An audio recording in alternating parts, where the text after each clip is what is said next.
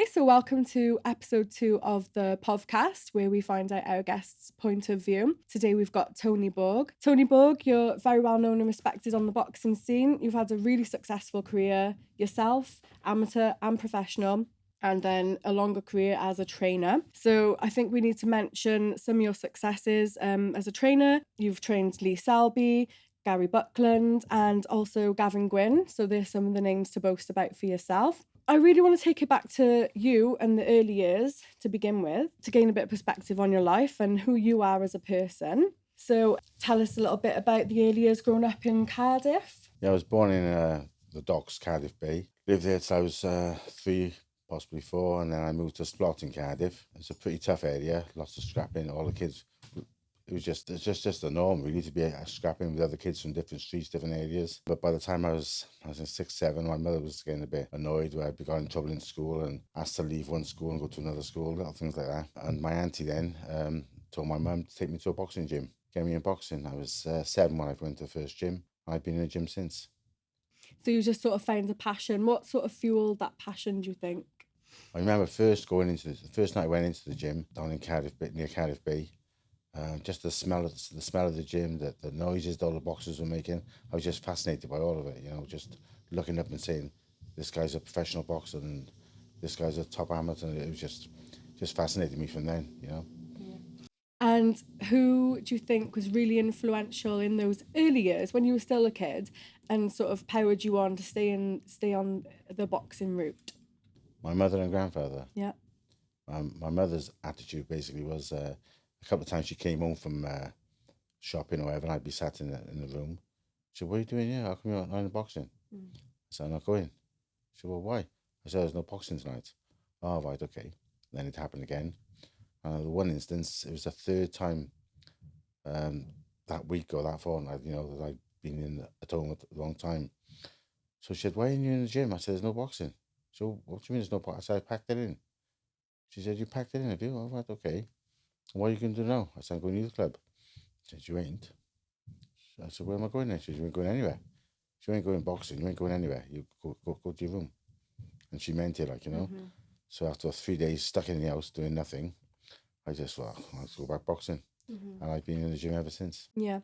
And at that little stage there, because if she hadn't have kept you on that path, then this whole career might have not have existed. That's right, yeah. Yeah. So can you remember why you wanted to sort of quit at that point, or?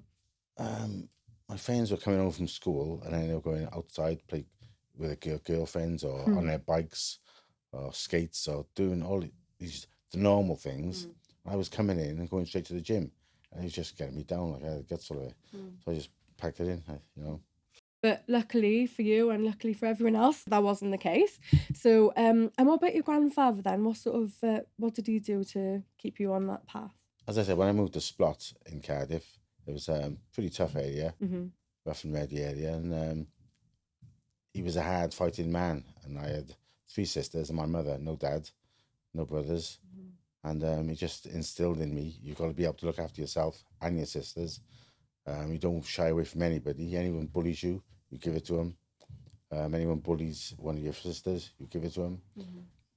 And that's the only thing that sort of pleased him, really. I could come home and say, I had an A in English, or I had a B in maths, or I did well in school, or I had a good report.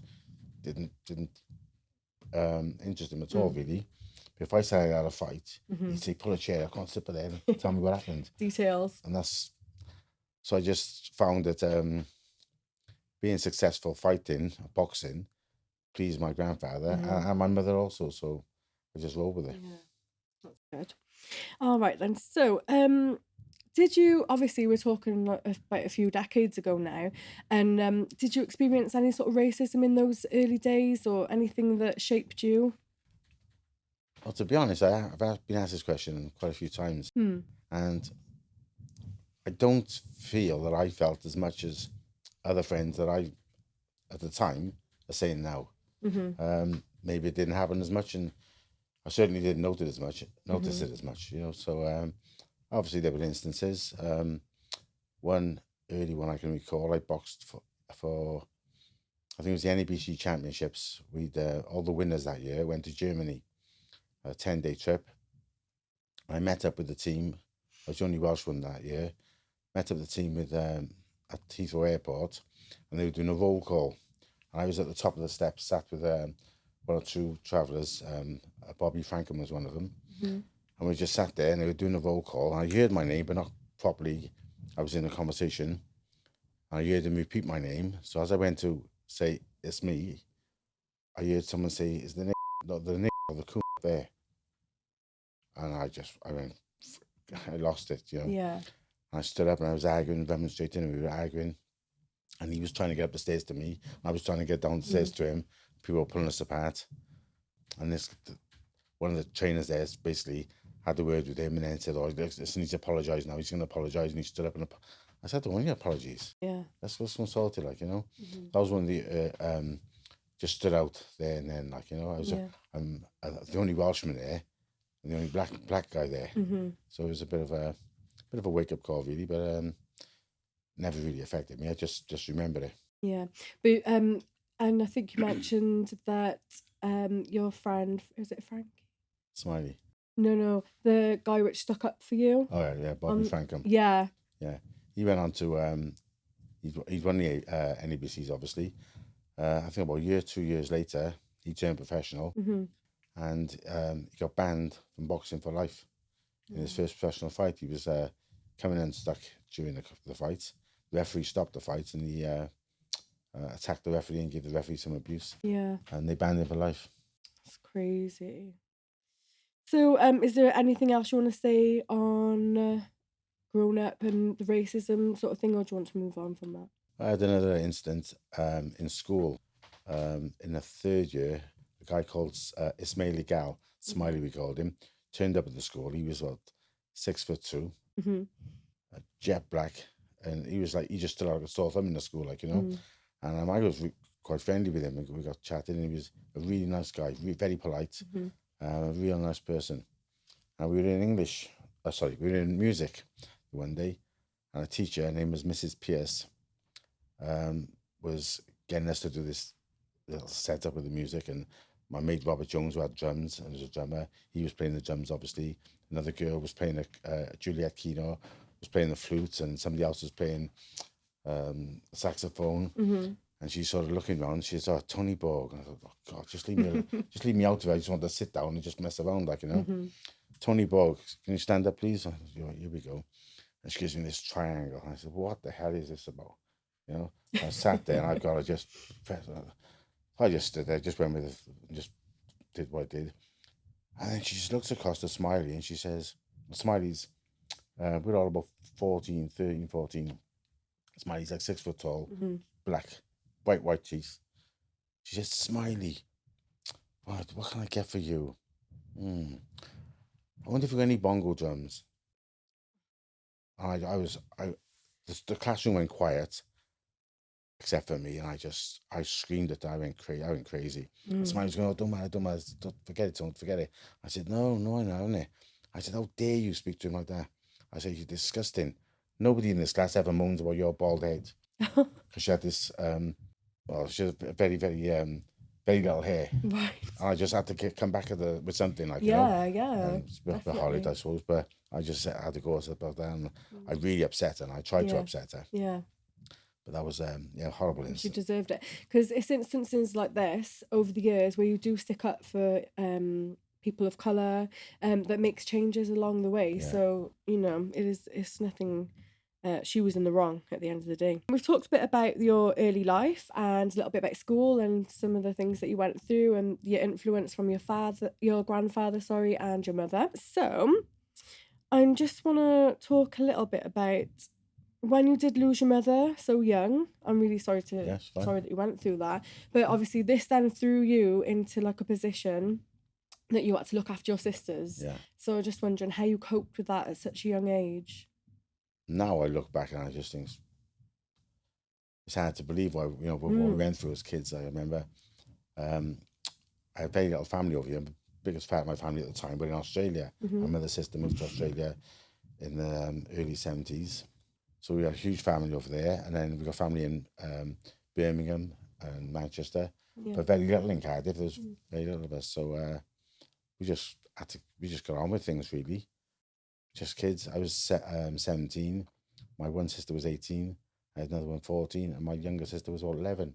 We were just kids. Yeah. And I can remember being at the house when my mother had died. We'd been to the hospital and come home from the hospital, and I had to tell my sister, take it to one side and tell her Mum was dead, like, you know.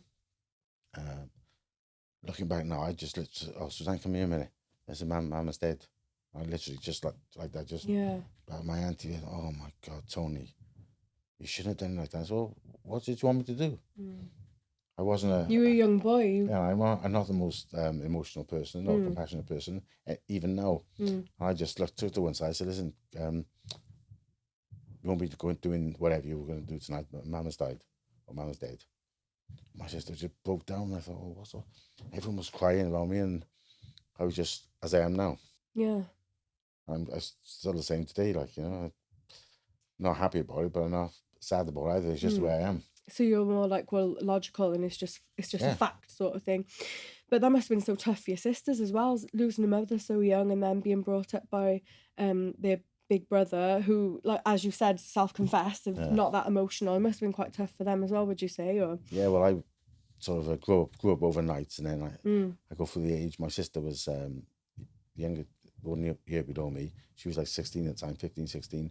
So going to the stage, and I was like 3-4 weeks after the funeral, and she says, I'm going to the youth club. I'm going to a disco or whatever. I said, no, you ain't.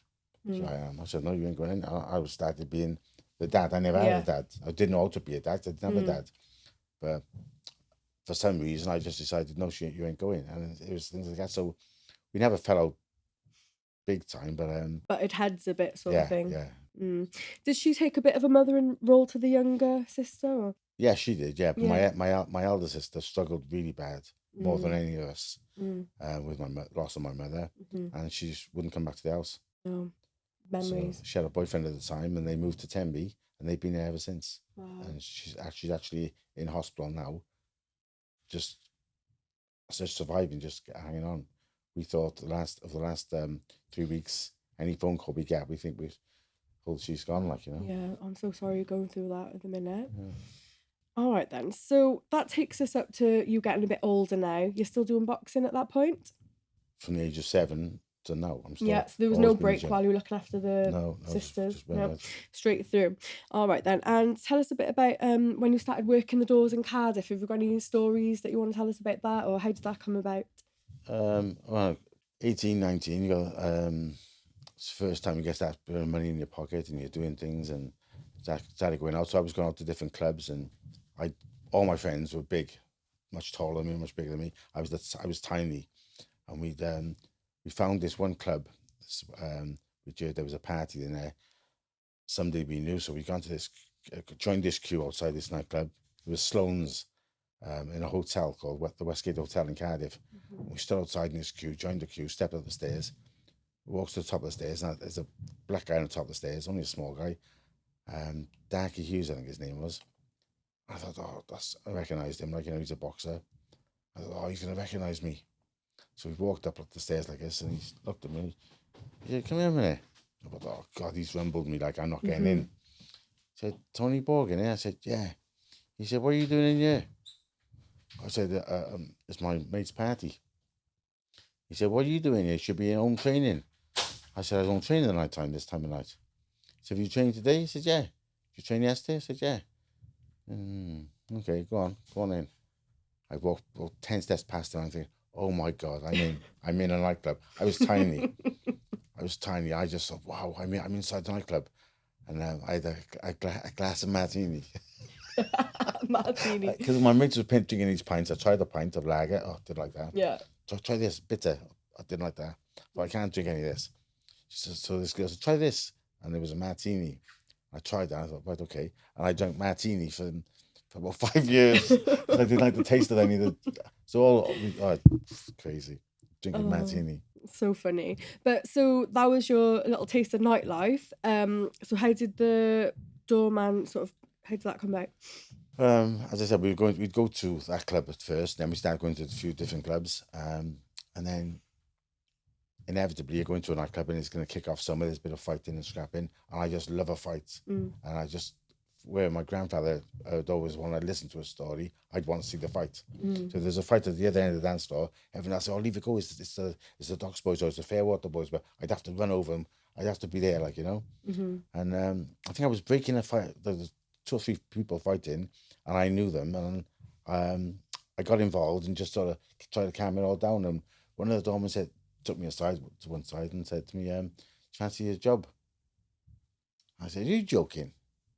I was about 20 at the time. I was 9 stone 4. I said, "Are you joking?" He said, "No, do you fancy working on a door here?" I said, "Yeah, you're joking." He said, "No, seriously, it's a job here for you if you want it." So I said, "Oh, okay, I'll let you know." And I said, how much?" And he told me the money. At the time, I was on crap wages. I thought, if I can earn that, being in here with all my mates anyway, and that's what I did. And about a year into it, they offered me the job as head doorman. Yeah. I was tiny.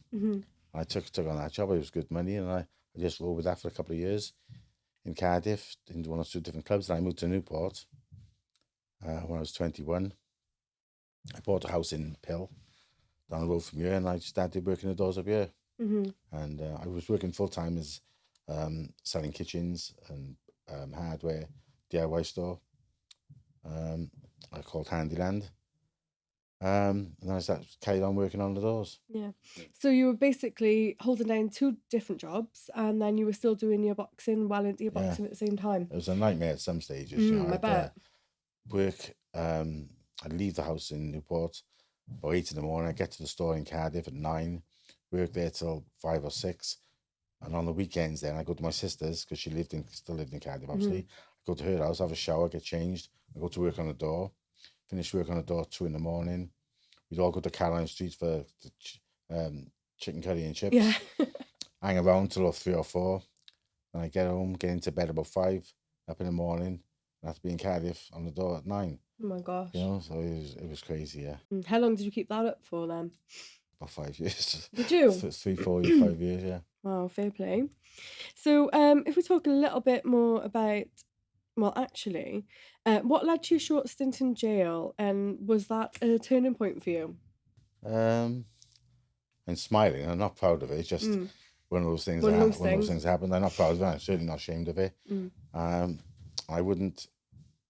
If someone said to me, "Could you change anything now? Would you change that?" No chance at all, because I learned a lot from that short time in prison. Made me wake up and realize a few things that I tried to pass on to people now. What I was drinking, for example, I'm not a big drinker. Even today, I can't drink much. But I'd meet up with a good friend of mine, Marcel, and a few other friends, Carl. And we'd start off at the bottom of the pill. We'd have a bottle of 2020, this drink at the time, or a Mad Dog. bottle of cider in the one pub. Go to the next pub, then we'd have a bottle of lager or pills. We'd have a jar of blackcurrant in the top of the pills. Go to another pub, then it'd be cider again. Then another pub would be a bottle of pills. By the time we get to town, I think I was 6 foot something, or you know, and we just clowning, getting into trouble and scraps, and it was fantastic at the time. When I wasn't working on the door, then that's what we'd be doing. If I was working on the door, obviously I wouldn't be drinking, but just you'd get altercations with different people kicking off and causing trouble. And there was an incident in Cardiff. Got into a big fight in Cardiff. And I ended up getting prison for it. Somebody got hurt in the fight. Obviously, I was arrested, and I ended up going to prison. Yeah, you don't know what started the fight. Was it just a big ruckus? Was it, or The fight that I went down for? I was working on the door of Ritzy's in Cardiff, Queen Street, and we had a phone call from a club around the corner telling us that they had a stag party in there, and they trashed the place. They kicked off, and they're on the way round to you. So we came on the front doors, tried to identify who it was. We had a couple of descriptions. 1 or 2 of them had a suit on. There was a tall guy with a white shirt, that sort of thing, like, you know. So we sort of singled them out, kept them to one side, and basically told them we've had the information that they caused trouble around the corner. We won't be letting you in. And he just kicked off on the doors.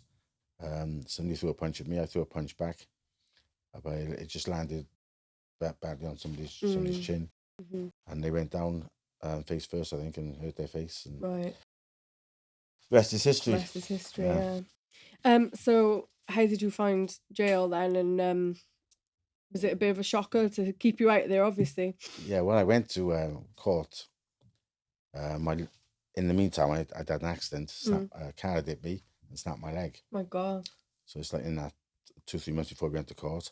So I turned up in court. I had my toes exposed, obviously. I'm in plaster of my toes right up to my groin here. Mm-hmm. I've had a steel plate put in my leg and stitches, etc. I had a good job. I had a mortgage, 2 young children. So there's no way they're going to send me to prison. What's the point of sending me to prison for this? Like, I just wasn't even in the back of my mind. No, prison. Anyway, the judge decides I found guilty, sends me to prison. When I got into prison, then sit down in the prison and just taking things in, I was just reading about different effects of alcohol and things like that. And I put down to me being aggressive all the time, or when I'm out, was drinking the cider. Yeah. And now when I'm out drinking, if I'm sitting with my wife or 1 or 2 friends, I wouldn't even touch cider. Yeah.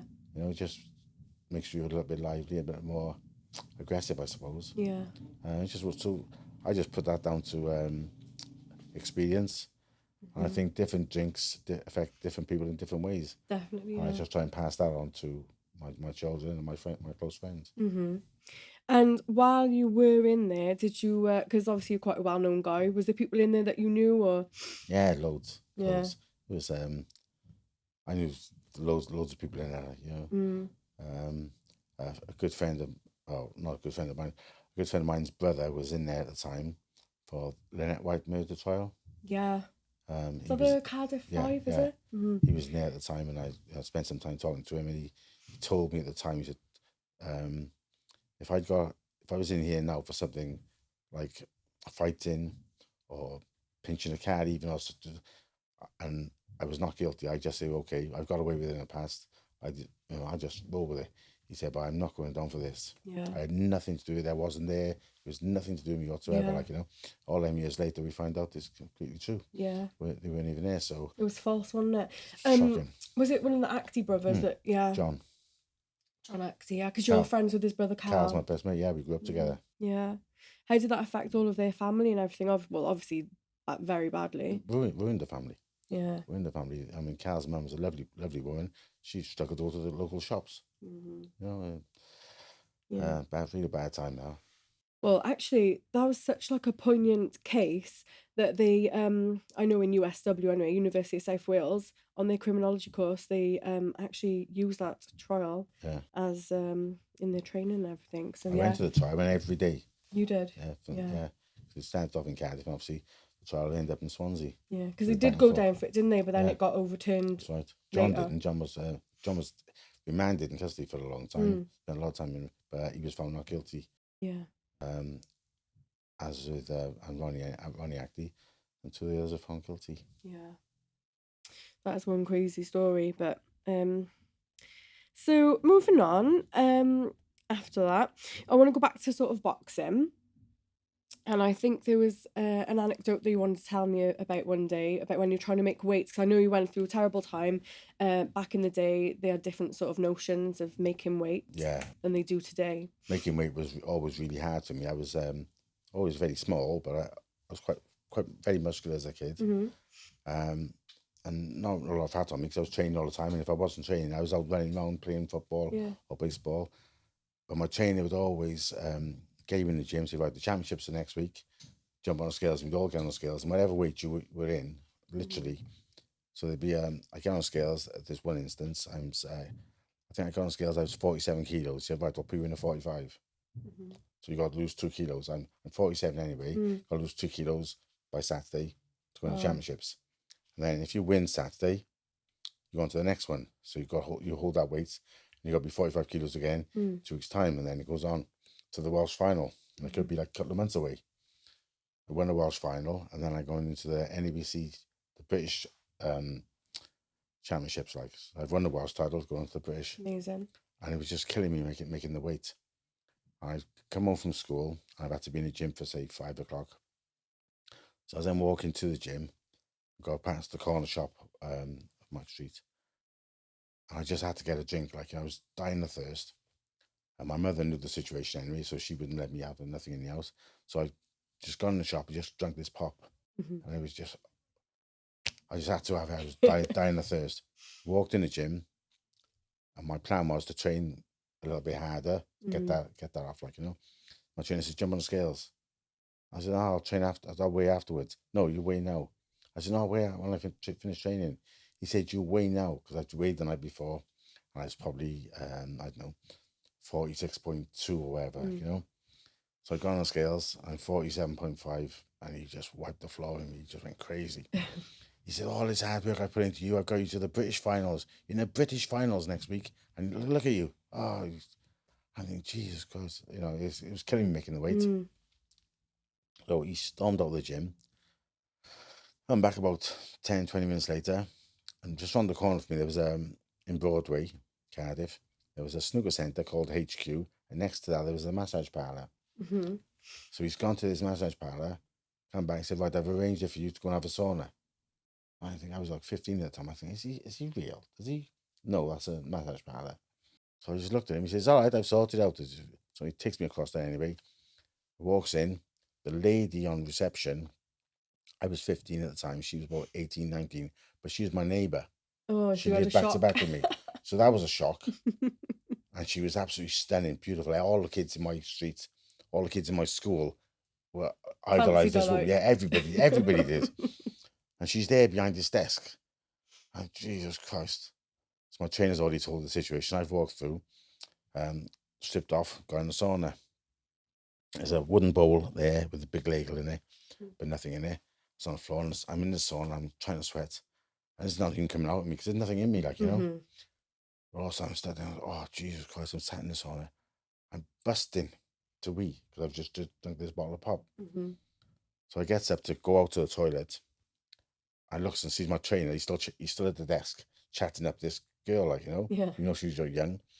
He was just chatting to her. And I thought, oh my God, if I go to the toilet now, he's going to say, oh, you're going to, it's literally like this in those days. How are you going to the toilet if you haven't drunk nothing? I'm not supposed to have drunk anything overnight.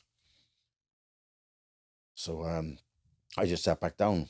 A few minutes later, he's at the door and he's looking for the little square window. And he's telling me to put this, the water on to the coals.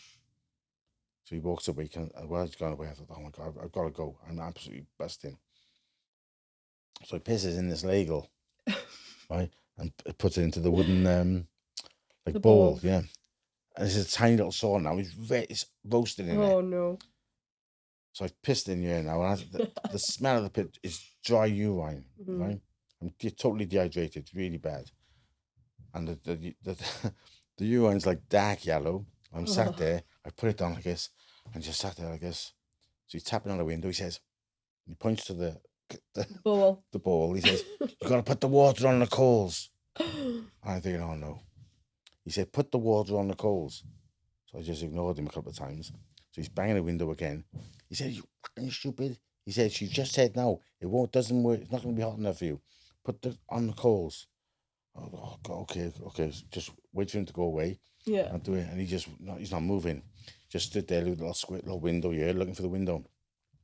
So he picks it up, chucks it on there. Oh, Jesus Christ, the smell.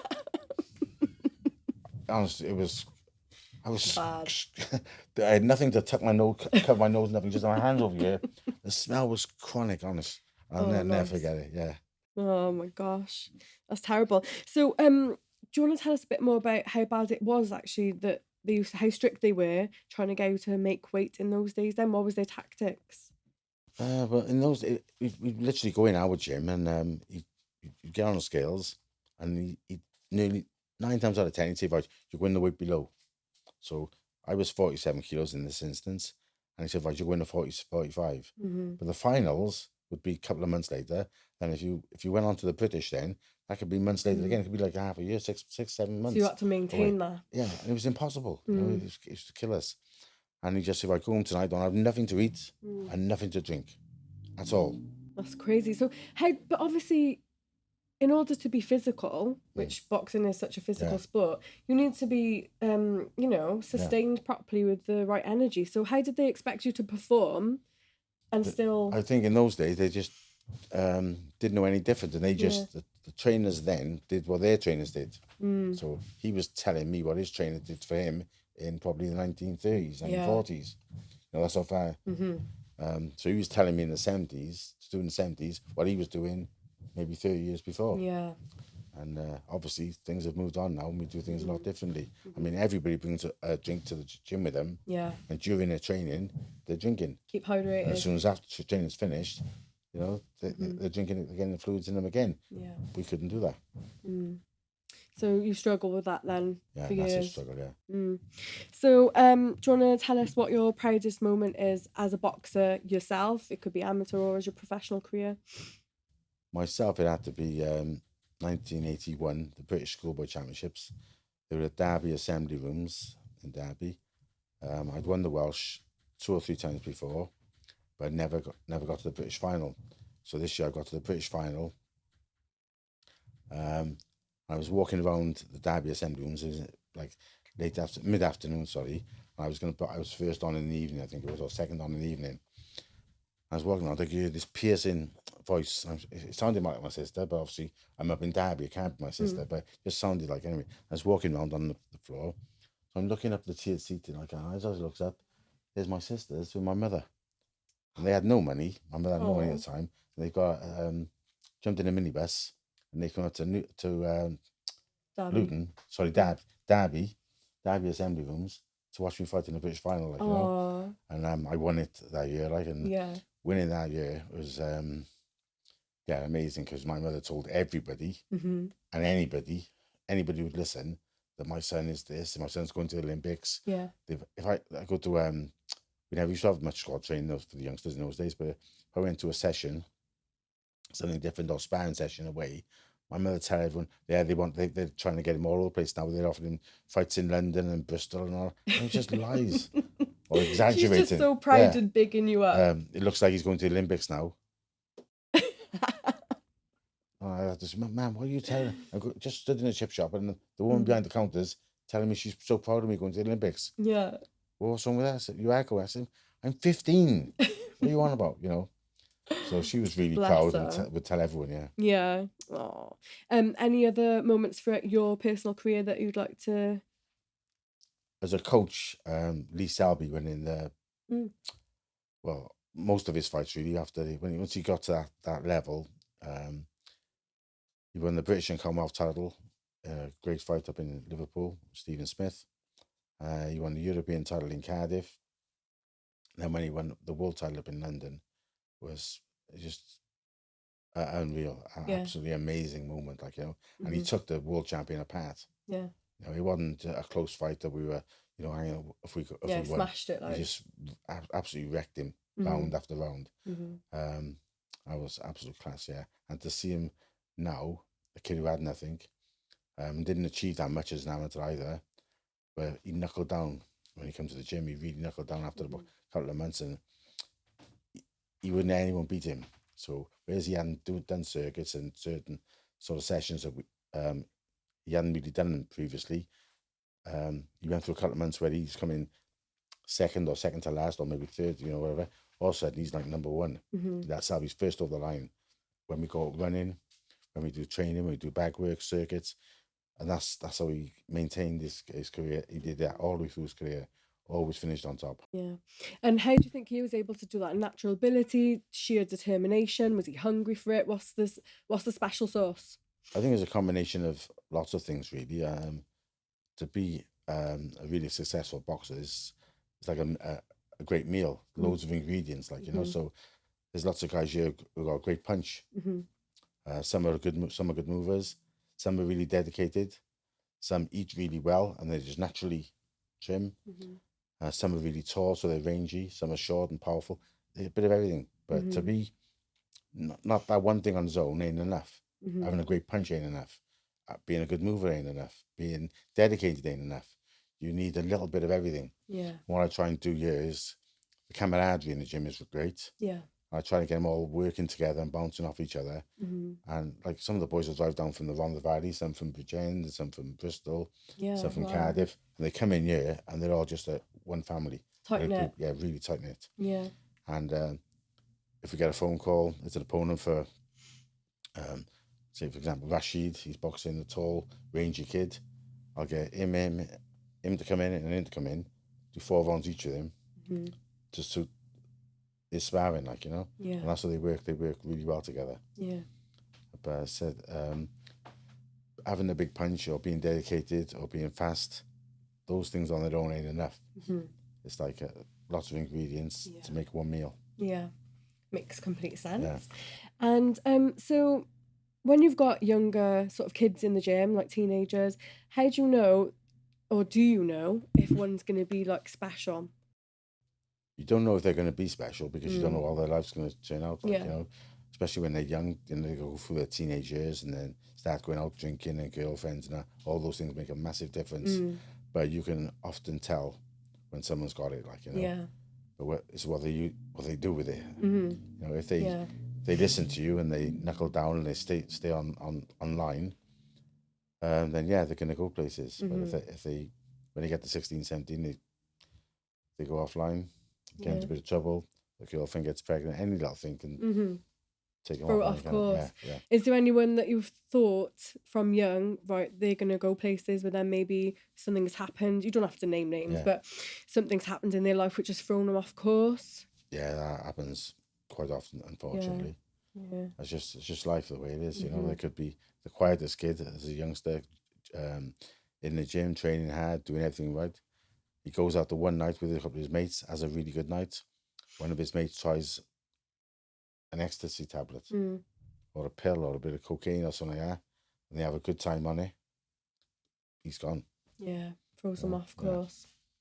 Such a shame for those people as well, isn't it?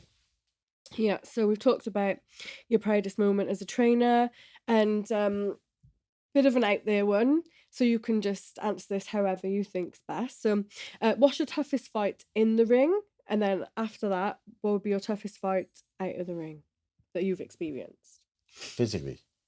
No, however you want to answer it. However you interpret it. So my toughest fight inside the ring I can remember, but outside the ring I can't think of one. It'd be keeping my sisters focused and keeping everything together. When I was like 18, 19, that sort of age group, all my friends were getting their benefits, or what they called in those days. Dole or whatever. Getting their dole money, and going out and they were smoking and drinking and partying or working or whatever. And I was just working, coming home from work thinking, right, I can buy if I go shopping, I can buy this, and this. And I got about 5 in electric kind of thing. And just literally getting by. Budgeting and having nothing. Having nothing at all, like, you know. So, one of your first jobs, actually, I think I read that it was hairdresser. Yeah. How did that come about? I'm a qualified hairdresser. Yeah. I left school. A number of my mates, who I won't mention their names, they just weren't interested in a job. They just thought, we haven't got to go to school no more. And not only we not going to school no more, we're going to get paid to stay home.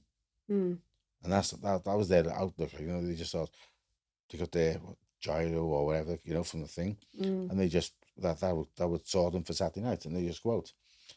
Obviously, I didn't go have any of those comforts. I was just my mother said to me, "Come on, you want to get a job, etc." So I applied for 4 different jobs. Went for 2 interviews. One was with RAF St Athens. There's a job place down there. Went to the interview there. One was carpentry, I think it was. And there's another one, I just seen all these jobs in the papers. It was hairdressing. So I've gone for these interviews, and I had 3 in one day. I come home, my mother said, you had a phone call? I said, oh, who off? She said, his name is Joseph. I'm sure he said he's a hairdresser. I went, oh, no. She said, what's the matter? I said, I went for an interview. She said, what was it for? I said, an apprentice. What, apprentice hairdresser? I said, yeah. She said, why? I said, I don't know, really. She said, well, you better decide. You better wake up and find out then. I said, why? She said, because you got the job. I said, you're joking. She said, you got the job. You start Monday if you want it. I thought, oh, my God. I said, I can't be a hairdresser. She said, what are you telling me for? I didn't, you're telling me. You went I'm for just it. telling you, I answered the phone. I thought, oh my God. So I rang him back, said, yeah, okay, thanks. And done the job. I went to college once a week Mm-hmm. and worked 4 days a week in the salon. Was it barbering or all No, hairdressing? hairdressing. Is it? After the first 6 months, I fucking hated it. I hated it. Was your mind later? I hated the customers. I hated the, what am I doing? And then the publicity from it, like, oh my God, there was no social media in those days, right? But the South Wales Echo feature, right? A feature in South Wales Echo. Tony is there's a picture of me. I've got it somewhere. Tony is a big hit with the ladies. In the ring and in the salon or something like that. Yeah. All this crap. Oh my God. They grabbed onto it. Oh, just grabbed onto it. They just didn't leave it alone constantly, Always there. Yeah. The crips, How long did you say you did that for? About 5 years, was it? I did 3 years, my apprenticeship, and then I packed it in because I hated it. And then some guy came to my house and said, he'd been told I was done hairdressing, etc. How would you fancy running my barbershop? He had 3 or 4 barbershops in Cardiff. One was on Tudor Road. And he said, I said, well, I don't know. I said, well, what's the pay? He told me the pay. I thought, that's okay. And the hours, that's okay. Everything seemed right. Just give me the keys. Go there every morning. I don't come there at all. You just dropped the take-ins to me nightly to my flat or whatever, or my house. Just run it yourself. Yeah. Fucking do it. Yeah. That's what I did. Yeah. Easy enough. But it's got out to it in the end. I hated it. Oh, fair enough. Actually, I did want to go back to your relationship with, is it Carl Acty? Yeah. How did that relationship come about? How did you become friends? Because you're from different areas, if that's right. Yeah. My mother, I heard the name mentioned by a few people, Carl Acty, and I was getting into a lot of fights at the time. And in my school, I was quite tough and I could look after myself. And I heard this name from another school, St. Eltid's, and we played rugby a couple of times against them and baseball against them. And Carl was always there, like prominent figure. So I was aware of him, and he was very handy on the street, So I was aware of him. And we went to, I think it was an under-18s or under-16s disco on a Saturday afternoon in Cardiff Centre. I was there the one day talking to a couple of girls, and the one girl said to me, "Do you know that's Carl Acty over there?" I said, "Yeah, I know." She said, "Do you know who he is?" I said, "Yeah." She said, "Who is he then?" I said, "Well, you just said Carl Acty." She said, "No, he's really hard. He's just, tough guy, etc." I said, "Yeah, well, what are you telling me for?" She said, "Well, everyone reckons that you and Carl are going to have it off outside later on, I said, "Oh, really?" And then she said, "You bothered?" I said, "No." I said, "If we do, we do." And then it must have been, I don't know, half an hour, maybe an hour later, I could see Carl walking over towards me. And he said, I guess you've heard the rumours of you. Everyone's going up, reckons me, and you're going to go off outside. I said, "Yeah, I have heard." He said, you ain't bothered, do you?" I said, "No." He said, "Well, I ain't bothered, you ain't bothered." He said, "Do you think it should happen?" I said, "Like I said, I'm not bothered." And he just sort of shook hands, exchanged numbers, and we've been best friends since that day. Yeah. We're really close. Did he look to you for support when all of that happened with his brother? Or? I would think so, yeah. We were very close at the time, and I spent a lot of time with Carl. When I was in prison, I spoke to John at length, a few times in the prison. Carl didn't believe his brother was involved in it, and I didn't believe it either. Yeah. I went to the trial, the whole of the trial, and it was actually, I think it was a couple of days away from being the longest trial in British history. Wow. And the judge died in chambers. Yeah. So you have to have a retrial. Yeah. So, you're not going to beat that, are you? So it was. Was there 2 retrials actually, or was it just the one? Just the one retrial, as far as I know. Okay. Yeah. No, there would have been another one years later because obviously the boys who got When it found guilty overturned had to have it overturned. Yeah. Did you go to those ones as I well? went to all of it, yeah. Yeah. And what was the atmosphere and everything in the later one where things got overturned? What was the atmosphere then? And just a lot of sadness, really. Well, relief for all the sisters, the wives, the girlfriends, etc. But for all the men, it was just relief that they were out because they had nothing to do with it, like nothing at all to do with it. Weren't even in the area. No.